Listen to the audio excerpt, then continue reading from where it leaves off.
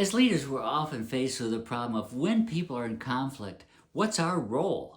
Well, luckily, Peter Coleman and Jonathan Flax have done some research on what are the roles in conflict resolution that leaders can most effectively play. And they've come up with 4 roles. So it's good to think when I'm helping some teammates resolve some conflict, which of these roles do I want to play and which one will be most effective and helpful to them? The first one is being the medic. You're coming in to help people triage and figure out what the problem is and how might we fix this by delegating pieces of it or solving parts of it and then moving on to other parts. What are the critical parts to solve now? What can be delayed to later?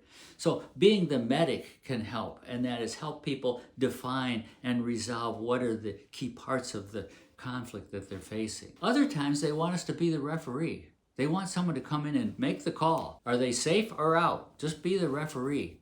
And if they really want that, then that's what they need. But we tend to go to that as strong leaders sometimes too often. So be careful and ask people, do you want me to just decide for you? Or do we want to solve this together? Oftentimes they'll say, we just want you to decide. Other times they'll say, we just need someone to help us solve it out, in which case you want to become the medic. The third one you can be is the fixer.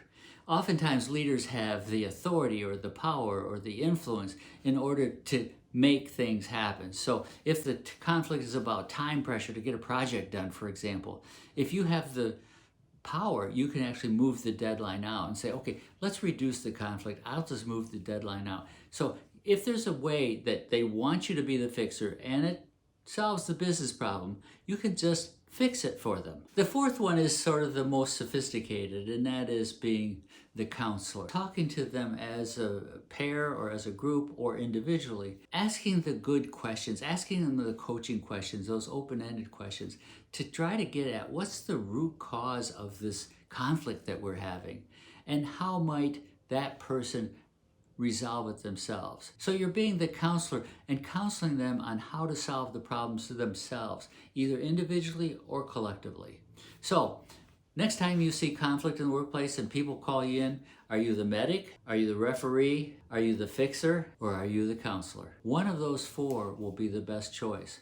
The trick is figuring out the role as you enter in to help them resolve the conflict.